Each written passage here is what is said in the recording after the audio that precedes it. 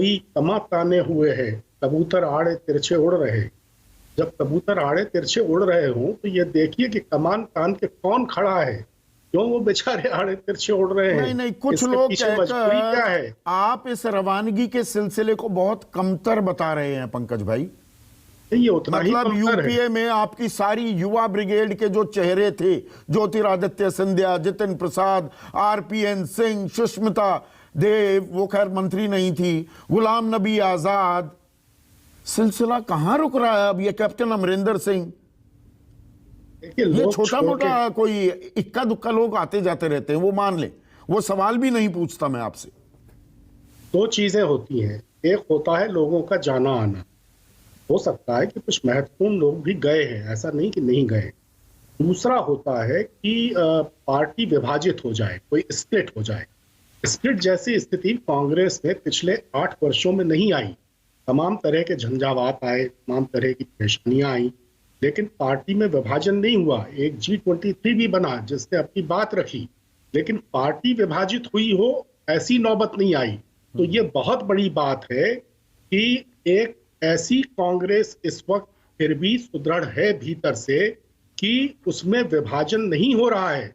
वरना आप समझ सकते हैं कि बाहरी शक्तियों ने कितनी कोशिशें नहीं की होंगी, और बहुत से भीतर भी ऐसे लोग हैं जिनकी ये अपने कोशिश रही गिरेबान में होगी। झांकने की जरूरत नहीं क्या कांग्रेस को? अंदर खाने भी तो कुछ दिक्कत रही होंगी।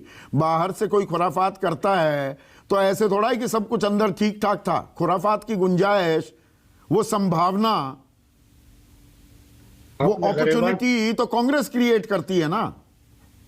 संदीप जी, एक बड़ा मशहूर शेर है, मैं अब तो ए जुनू तेरे हाथों से तंग हूं, लाऊं कहां से रोज गरेबा नए नए।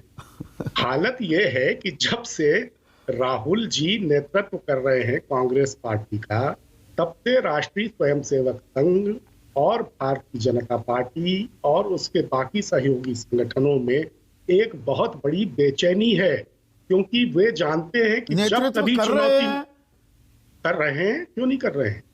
अध्यक्ष तो नहीं है वो। नहीं, सिर्फ अध्यक्ष होने से नेतृत्व होता है ऐसा तो नहीं है। अब नेतृत्व क्या भारतीय जनता पार्टी का श्री जगत प्रकाश नड्डा जी कर रहे हैं? नहीं कर रहे हैं, सब लोग जानते हैं। ये बात खुलकर कह दीजिए। तो मतलब डी फैक्टो अध्यक्ष हैं, डी जोरे नहीं है? नहीं, डी फैक्टो अध्यक्ष नहीं है, पार्टी के सर्वोच्च नेता हैं और रहेंगे, बहुत साल से हैं, रहेंगे, क्योंकि सब जानते हैं कि आज जिस तरह की सरकार केंद्र में चल रही है। आज भी अंतरिम अध्यक्ष हैं सोनिया गांधी, फुल टाइम अध्यक्ष बनेगा या उसकी जरूरत नहीं है कांग्रेस की? और ये जो 7 आपकी राज्य इकाइयां, अब राहुल ही बने अध्यक्ष, ये क्या दबाव बनाया जा रहा है या नेहरू गांधी परिवार से आगे कांग्रेस नहीं देख पाती है? नहीं, नेहरू गांधी परिवार से आगे नहीं देख पाने की बात नहीं है। देखिए, देश भर में कांग्रेस जन तो यही चाहते हैं इस मौके पर, जब नरेंद्र भाई मोदी और अमित भाई शाह की भारतीय जनता पार्टी से मुकाबला है, तो कांग्रेस का नेतृत्व राहुल गांधी अध्यक्ष रहकर करें। अब अगर वो नहीं करना चाहते हैं, अलग वो बात तो नहीं करना चाहते थे ना। अगस्त 2019 में छोड़ दिया पद। वो रिलक्टेंट है इस बात को लेने के लिए। इशारों में वो बात भी कही कि जब अध्यक्ष बन जाएगा तो पूछिएगा मुझसे कि मैं क्यों नहीं बना। पद उन्होंने क्यों छोड़ा था, उसके पीछे उन्होंने अपनी पूरी बात भी कही थी, और उन्होंने कहा था कि 2019 के चुनाव के कुरुक्षेत्र में मुझे ऐसा लगा कि मैं ये लड़ाई बहुत अकेले लड़ रहा हूं। कई बार मैंने अपने को एकदम अकेले खड़ा पाया। इसका तो अब साथ हो गए सब? नहीं, तब भी साथ थे, अब भी साथ हैं, लेकिन उस वक्त अगर उनको कुछ लोगों की वजह से, कुछ लोगों के क्रियाकलापों की वजह से इस तरह का एहसास हुआ तो वो सारी दिक्कतें खत्म हो गई। मेरे ख्याल से इस वक्त पार्टी में उस तरह की कोई दिक्कत नहीं है। वो एक ऐसा दौर था जब राहुल जी पर पार्टी के भीतर से बहुत से जितने लोग कांग्रेस को छोड़कर गए, सोनिया गांधी पर किसी ने कोई ब्लेम गेम नहीं किया, कोई आरोप उंगली नहीं उठाई, सब राहुल गांधी को। और सबसे सशक्त तरीके से तो गुलाम नबी आजाद वो अपनी 5 पन्नों की चिट्ठी में लिख कर गए, राहुल गांधी को ही जिम्मेदार बताया। वो हिमंता बिस्वा शर्मा से लेकर और अब गुलाम नबी आजाद तक। मैं ये बात मानने को तैयार हूं कि हैंडलिंग में कहीं ना कहीं काफी खामियां रही। अब इसके लिए राहुल जी जिम्मेदार थे या उनके आसपास की चौकड़ी के कुछ लोग जिम्मेदार थे, इसकी थोड़ी तफ्तीश होनी चौकड़ी चाहिए। बदल गई? चौकड़ी बदल गई, नहीं बदली, मैं नहीं जानता, लेकिन मैं ये आप जरूर मुझसे कहना बेहतर चाहता जानते हूं। हैं, हमारे ये सारे पैनल में जितने लोग हैं उससे बेहतर जानते हैं। देखिए, कई बार होता यह है कि शीर्ष नेतृत्व की जो मंशा होती है या वो चीजों को जिस तरह से हैंडल करना चाहते हैं, बीच के लोग उस तरह से चीजों को हैंडल नहीं होने देते। जिन लोगों पर छोड़ा जाता है हैंडलिंग का काम, वो भी कई बार अपनी खुद की नीयत के चलते कई तरह से खुराफात करते हैं। मैं मानता हूं कि राहुल जी को इसकी गहराई से तफ्तीश करना चाहिए। तो जो अगर संकेत मिल रहे थे, मिसरीड किया क्या राहुल गांधी नहीं बनेंगे अध्यक्ष, और दरअसल ये कवायद है, बहुत से लोग कहेंगे, तब भी राहुल कहेंगे नहीं, लोकतांत्रिक तरीके से अध्यक्ष चुना जाए और मैं कांग्रेस का एक कर्मठ कार्यकर्ता की तरह अपना योगदान करता रहूंगा। दोनों में से कौन सी चीज हो रही है?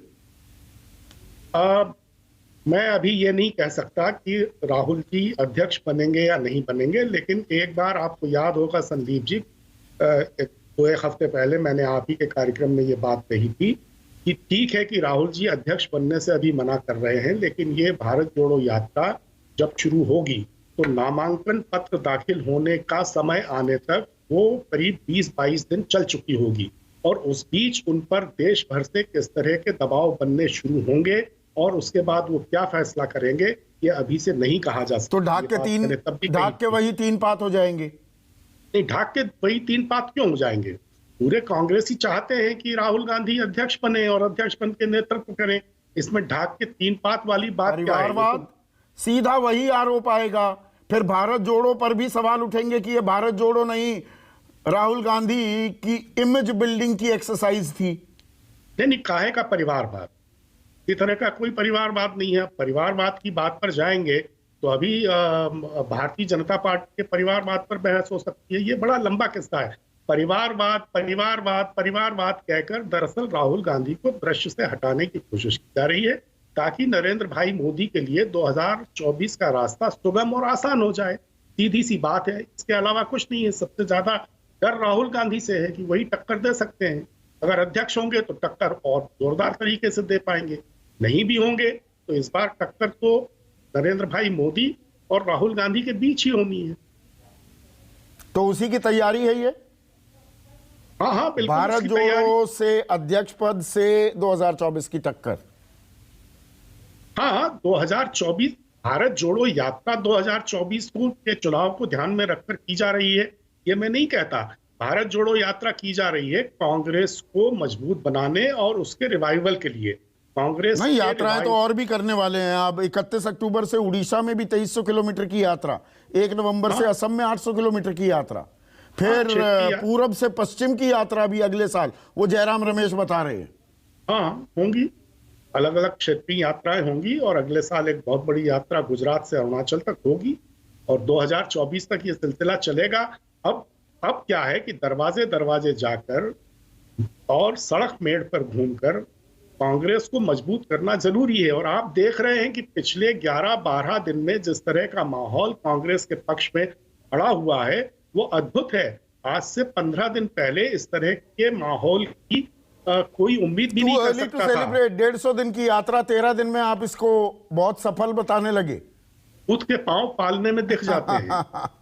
पांव पालने में दिख जाते हैं। केरल में घूम रहे हैं अभी हिंदी पट्टी में आना है, जहां पर सुपड़ा साफ हो गया था, जहां सीधी फाइट थी कांग्रेस बीजेपी की। वो हमने गणित बताया था, 116 में से 114 सीटें बीजेपी जीत गई थी। उस सैकड़ों किलोमीटर दूर घूम रहे हैं, लेकिन उसका असर अभी भी हिंदी पट्टी में और उत्तर भारत में इतना पड़ रहा है कि लोगों से बात करके तो देखिए कांग्रेस की अब लोगों में पड़ रहा है कि नहीं, पर कांग्रेस में अलग अलग इकाइयों में जरूर पड़ रहा है।